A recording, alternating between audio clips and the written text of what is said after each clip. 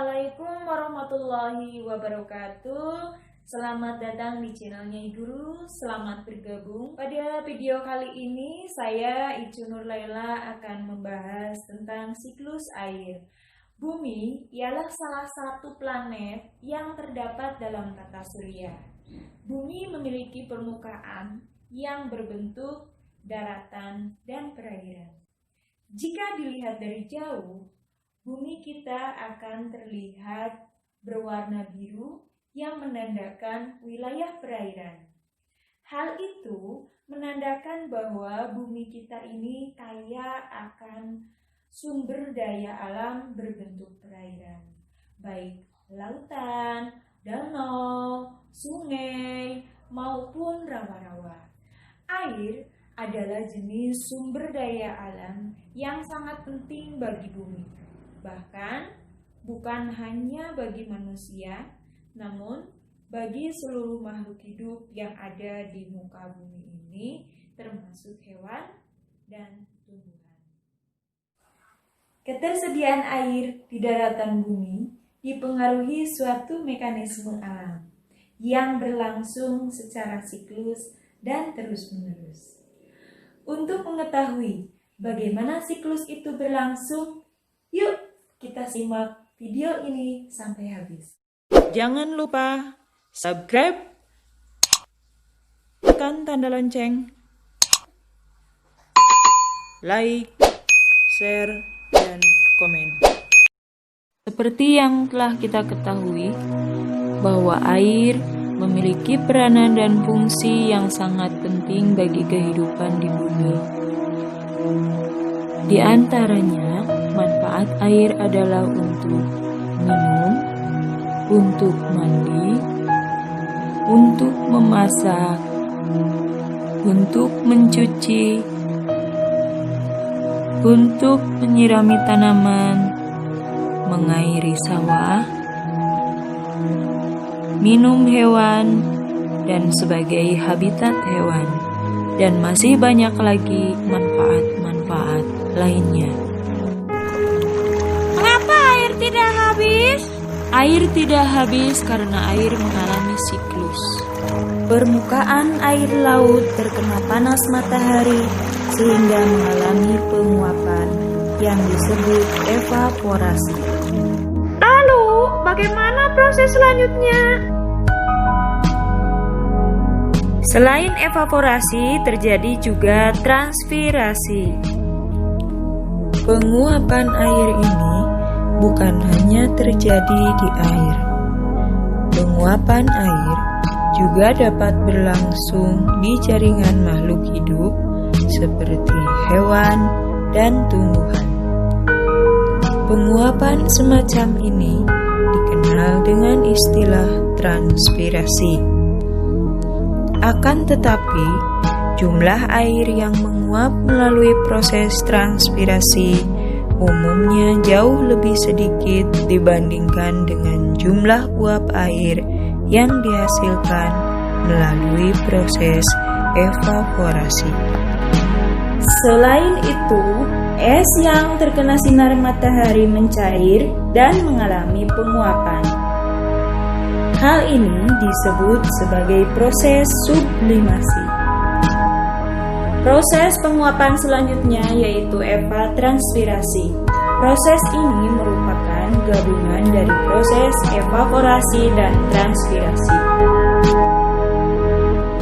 Ketika air yang menguap melalui proses evaporasi, transpirasi, sublimasi, dan evapotranspirasi menjadi uap air, ia akan naik ke lapisan atas atmosfer. Di ketinggian tertentu, uap air berubah menjadi partikel es yang berukuran sangat kecil karena pengaruh suhu udara yang rendah. Proses ini disebut kondensasi. Partikel-partikel es tadi akan saling mendekati satu sama lain, bersatu, kemudian membentuk awan dan kabut di langit.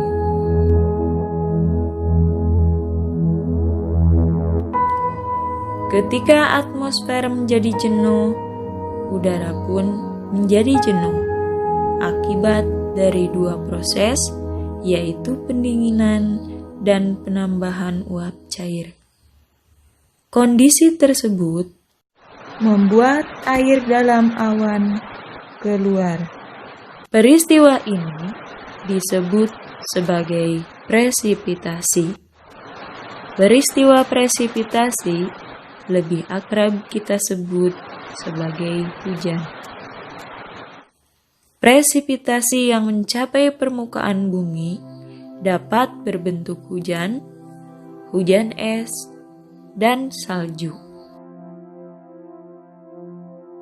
Air hujan yang jatuh ke bumi mengalir di atas permukaan bumi, kemudian mengalir ke sungai, dan akhirnya bermuara di laut. Proses ini disebut sebagai limpasan.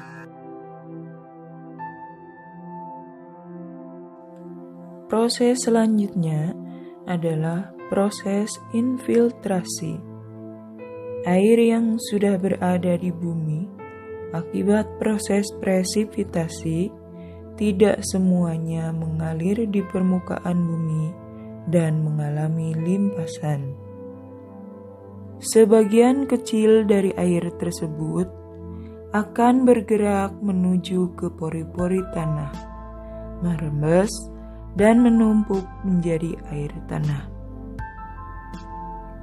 Proses pergerakan air ke dalam pori-pori tanah ini disebut sebagai proses infiltrasi.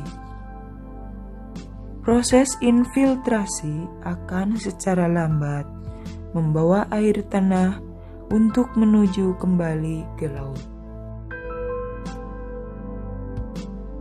Siklus air yang memiliki beberapa tahapan ternyata tidak hanya terdiri atas satu macam saja. Siklus air ini terbagi atas beberapa macam. Varian siklus air ini dilihat dari panjang atau pendeknya proses siklus tersebut. Berdasarkan panjang dan pendeknya proses siklus air dibagi menjadi 3 macam, yaitu siklus pendek, siklus sedang, dan siklus panjang. Pada siklus pendek, air laut mengalami proses penguapan dan berubah menjadi uap air akibat adanya panas matahari. Uap air akan mengalami kondensasi dan membentuk awan. Awan yang terbentuk akan menjadi hujan di permukaan laut. Sedangkan siklus sedang terjadi ketika air laut mengalami proses evaporasi dan berubah menjadi uap air akibat panas matahari. Uap air mengalami pergeseran karena angin sehingga bergerak menuju daratan. Di atmosfer daratan, uap air membentuk awan dan berubah menjadi hujan. Hujan di daratan akan mengalami limpasan menuju sungai dan kembali ke laut. Yang terakhir adalah siklus panjang. Sebenarnya, siklus air panjang peristiwanya sama dengan siklus sedang. Yang membedakannya adalah siklus ini memiliki daerah yang sangat luas, sehingga perubahannya terjadi menjadi hujan salju, membentuk gletser dan mengalir melalui sungai kembali ke laut. Demikian pembahasan tentang siklus, semoga bermanfaat bagi kita semua. Untuk mengetahui lebih jauh tentang manfaat dari siklus air dan faktor-faktor yang mempengaruhi siklus air, bisa kita pelajari pada video berikutnya, tetap di channel Nyai Guru. Belajar sepanjang hayat, berbagi, dan berkreasi. Assalamualaikum warahmatullahi wabarakatuh.